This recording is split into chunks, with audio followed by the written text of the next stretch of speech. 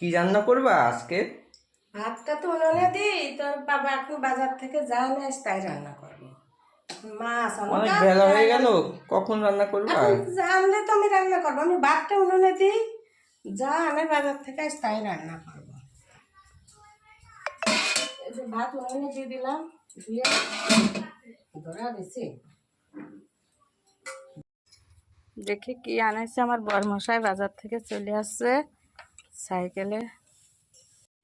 দেখি তোর বাবা বাজার থেকে কি আনেছে। বললাম আজ জানবি তাই রান্না করবো।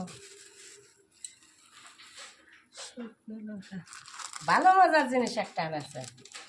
যা যে বাজার করে, যে যা ভালোবাসে সেটা তো আগে কিনতে হবে। দেখো না বন্ধুরা, খুব ভালো জিনিস। এই জিনিসের উপর জিনিস হয় না, দেখতেই তো পাচ্ছি। আর নাম বলবো না কি আনেছে।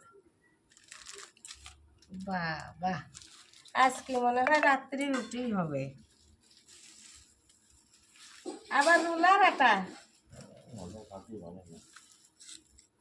বাবা, আবার আজকে রুলার আটা আনেছে। দেখি এতে কি আনেছে।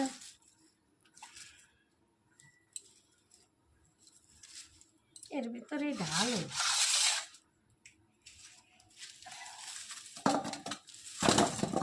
আজকে বেশি কিছু বাজার আনে নাই।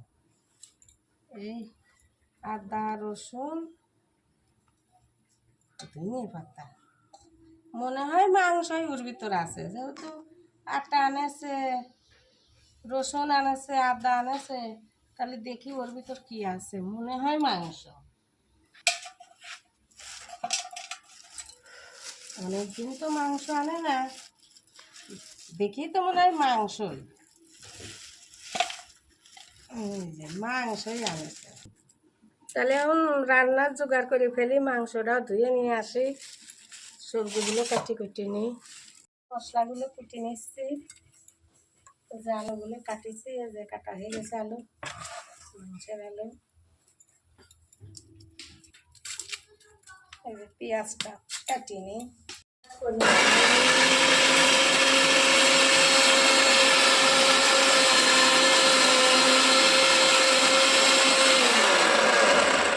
রোজ রাত্রে মাটি করি, আজ আর রাতে করতে ভালো লাগছে না। মিক্সারে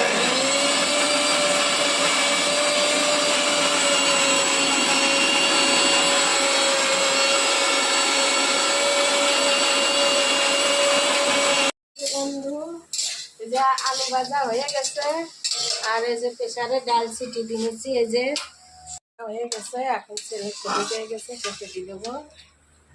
আর কিছু করবো না, আমাদের তাও হয়ে গেছে, ছেলের তাও হয়ে গেছে।